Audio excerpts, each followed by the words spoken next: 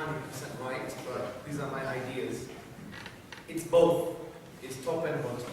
Exactly. Because the top, where do they come from? They come from the bottom. They come from the people. And I think the greatest problem in the Ummah at the moment is where our hearts are. Because you may want to put a system in place, but if the hearts are not ready, you won't have a proper system. This is why Musa ibn Umair, when he went into Medina, the hearts of the people of Medina were ready to accept Islam. And then you had the pledge with the tribal leaders of Medina and the Prophet sallallahu alaihi wasallam. You understand the seerah, yeah, the life of the Prophet sallallahu alaihi wasallam. So one man went into Medina, a Sahaba, and he softened the hearts of the people in Medina, and they accepted Islam, many of them. And then after the leadership, they saw that the Ummah, the people were ready for Islam, and they adopted Islam as well. So from this part of history, we can understand two things. That we have to get our hearts right. The general masses, the awam, the general people, does our hearts, do they yearn for Allah? Do they love Allah? Do they love Muhammad sallallahu alayhi wa sallam? Do they love what Allah has told them to do? Okay? Like Ibrahim alayhi salam. Allah subhanahu wa ta'ala told Ibrahim to kill his son. His son. Ibrahim alayhi salam, he was going to do it. Because he didn't look at the action, he looked at the one who told him to do the action. Because sometimes when we look at Islam, we think, what does Islam tell us to do? What shall we do? Sometimes that is irrelevant. What we have to realize, did Allah say it? If Allah said it, then our hearts should be ready. Because we should be like Ibrahim alayhi salam and accept what Allah has to give us and offer to us, okay? So our hearts have to be ready to love Allah subhanahu wa ta'ala. Once the general masses, their hearts are ready, then they'll be doing certain actions, okay? So at university, they could have intellectual discourse with, for example, the communists, yeah? Or other types of mushriks. Anybody, yeah? So, you don't know. Right, communists are mushriks. From the aqidah point of view, it's mushrik. I'm not saying everybody who's a communist is a mushrik. I'm saying communism is shirk. If you study dialectic materialism, this is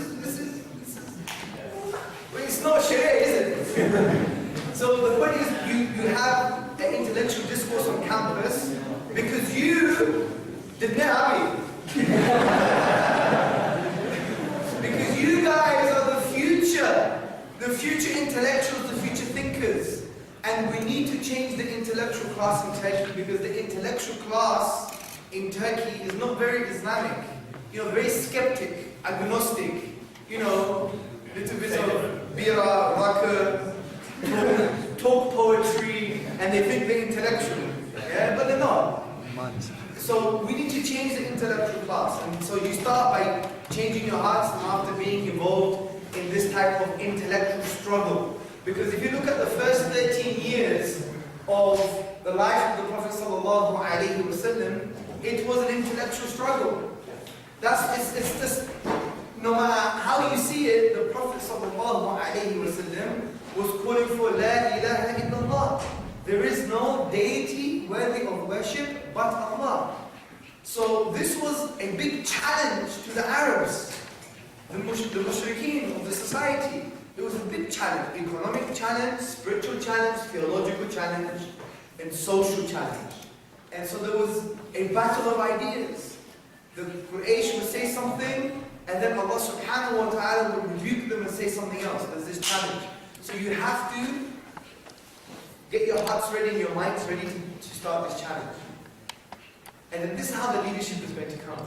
Because when the people of influence, of nusra, of influence, they're going to see the general masses, the businessmen, the politicians, the intellectuals, they all want Islam, then the influentials, for them to remain influential, they have to start thinking like you.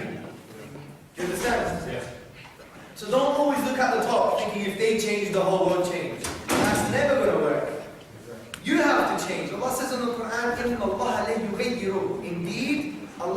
change the situation of the people until they change أنفسهم, what's within themselves.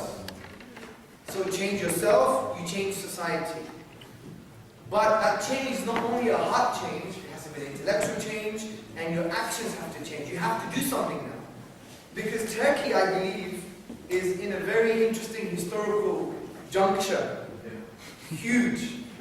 Because you don't have a clergy class, you don't have a scholarly class, okay, like Saudi Arabia. You're fluid in your thinking. Secularism is slowly dying away, the hard secularism. People are starting to love Islam again. There is the two camps of the conservatives and the secularists, right? And you have the youth who are now practicing Islam. They see Islam from the correct perspective, intellectual perspective, and they want to do something. But the only problem is they don't have leadership. There's no spiritual leadership in this country to take you where you need to go. It's going to come from you guys, though. And this is why it's very interesting times, as the Chinese say. It's a Chinese proverb, we live in interesting times. And it's true, for Turkey, we live in very interesting times. The economy is good. It's very good, much better than 10 years ago. Compared to 10 years ago, it's relatively better. I was here 10 years ago, and mashallah, Istanbul looks like New York, right? Ankara is very clean, nice cars, nice houses, right? You know, not many people are starving, okay? So from this perspective, the economy is better. Not great, but better. And I think that's what we need to do. We need to start changing the hearts now. And you need to start learning a religion. Because unfortunately, you know, we don't have access to these type of thinkers to learn our religion properly. And we need to start taking your religion seriously.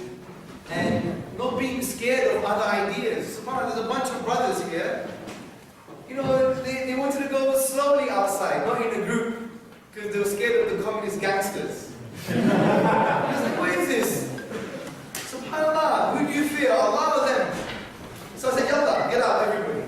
The point is, you need to be confident, because I think what the Turkish youth lack a bit is they need some confidence in the religion. They need some confidence and some passion. Like yesterday we spoke to over 1,000 people, and you see the love and the energy from the Turkish youth. Wallahi, it's amazing. You get it from, I've traveled the whole world. I haven't received so much energy and love from anybody apart from the Turks, yeah? Turks have big hearts, yeah? So you have to use that energy in the right way. And you have to learn how to articulate, speak about Islam in a correct manner, with rahmah, with muhabba, with love, and with aql, and with hikmah. Once you learn how to do that,